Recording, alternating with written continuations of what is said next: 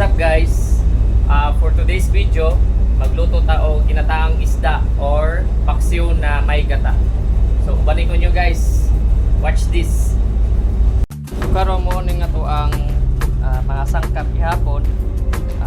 Sili na haba, apos, ginger or luya, o sibuyas.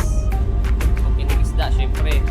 O ang gamiton nato nga gata is Coco Daddy, Coco Mama, syempre. Okay, lisod kita kay namata sa laod. Taka palit ka kagudo kining gata. So, okay. So, una sa tanan ang kaniadto ang luya. Mugin ay una natong gisahon kay para makagawas ang iyahang aroma, iyang baho, kapawa sa langsi usa po di siya. Sunod ang kining ang atong ahos ug ang atong gumbay. Yes. And then ang ato ang sili. Syempre kay mo ni ang makapagana sa ato ang kaon ng kaning sili nga haba or sili espada.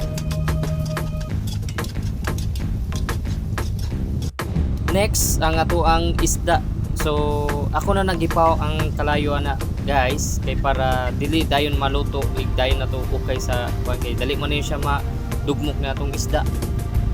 Kay mara makaukay pud ta ba na siya.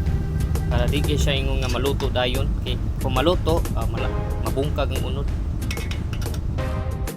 So, before gyapon nato i-on ang ato ang gas stove, ato sang timplahan asin, magic sarap gamay, ang syempre ang ato ang paminta digin na mawagid sa kanang mga putahe nato kay usa may nakapahumot, ug ang syempre ang ato ang suka kana siya nyaw kaya na nimo gamay. Ayan. So next atong sabuan og usa ka baril is the 3/4 sa kapo para ubay-ubay po ang ato ang kaning sabaw-sabaw jutay ba karon mabahin gyud sa tanan. So ako na nagion ang atong gas stove. So huwato lang nato ni nga mubukal gamay. So takpan na nato ni mga 1 minute or 2 minutes. Next ang ato ang Coco Daddy este Coco Mama. So mo na ni siya last natong gibutang. So pakuluan lang to jutay, dili na to padugayon og pakulo kay manimaho niyang kupras. So mo na ni atong naong sa to ang finished product kami guys. Kinataang isdang paksiw na may gata.